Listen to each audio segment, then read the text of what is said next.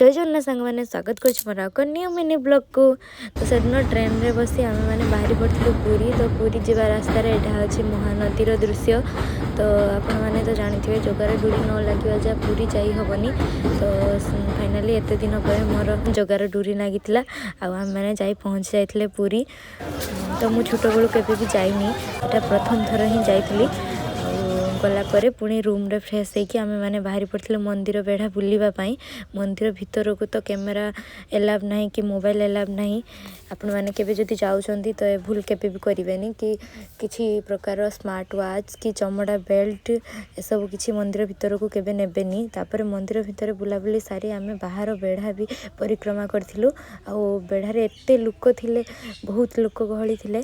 तापर आम मैंने बहुत कष्ट ठाकुर भी दर्शन करथिलु, बहुत भीड़ थिला। तापर मध्य पतित पावन चेंज करा जायथिला, सेटा भी आम देखिलु। पुणी राति रेस्ट नहीं सकाळ आम बाहरी पड़थिलु पुणी मंदिर दर्शन करने। यहाँ हूँ पश्चिम द्वार। तो पूर्व द्वार जेहेतु बहुत भीड़ अच्छी सिंह द्वार रे, तो आम मैंने पश्चिम द्वार दे मंदिर भितर को प्रवेश करूँ। तापर मंदिर बुलाबुली सारी आम मैंने जाइलु समुद्र कूल को। समुद्र कूल केते सुंदर जगह और केते लोक मैंने बुलाबुली करुले।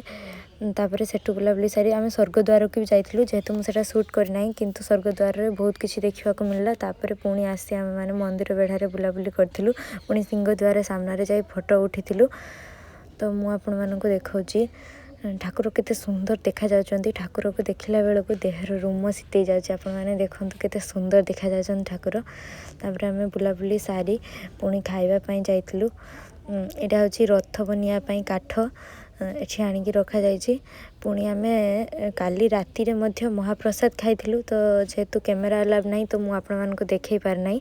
तापर पुणी आम नरेंद्र पोखरी पाखु जाइलु। नरेंद्र